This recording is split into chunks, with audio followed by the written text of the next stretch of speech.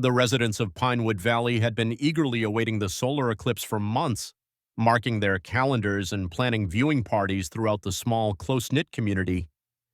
As the moon slowly crept across the sun, Sarah Miller, the town librarian, felt an inexplicable chill run down her spine despite the warm summer air.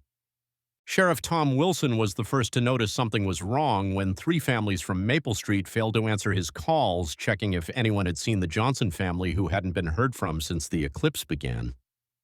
Within hours, panic gripped Pinewood Valley as nearly a quarter of the population had seemingly vanished without a trace. No signs of struggle, no notes, just empty homes with doors left ajar and meals half-eaten. What puzzled investigators most were the unusual residues found at each location, an iridescent, almost liquid-like substance that seemed to evaporate when touched, leaving behind microscopic crystalline patterns that matched nothing in scientific databases.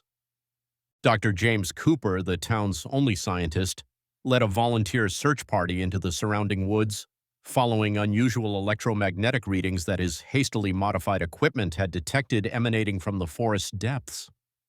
What they discovered in the forest clearing defied explanation: a perfect circle 30 feet in diameter where nothing grew, the ground covered in geometric patterns of the same substance found in town, patterns that seemed to shift and rearrange themselves when no one was looking directly at them. As days passed with no answers, those remaining in Pinewood Valley began to notice subtle changes: watches running backward, compasses spinning wildly, and most disturbing of all, photographs of the missing slowly fading as if they were being erased from existence itself. Government officials who finally arrived dismissed the phenomenon as mass hysteria coupled with opportunistic disappearances, but couldn't explain why all electronic recordings from the day of the eclipse had been corrupted, showing only static and fleeting shadows moving in impossible ways.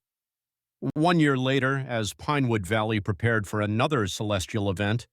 this time a rare planetary alignment, Sarah Miller stood alone in the town square, clutching a faded photograph of those who had vanished, convinced that the key to finding them lay in understanding what truly happened during those 2 minutes and 37 seconds of totality when the sun disappeared and something else, something hungry, had briefly taken its place.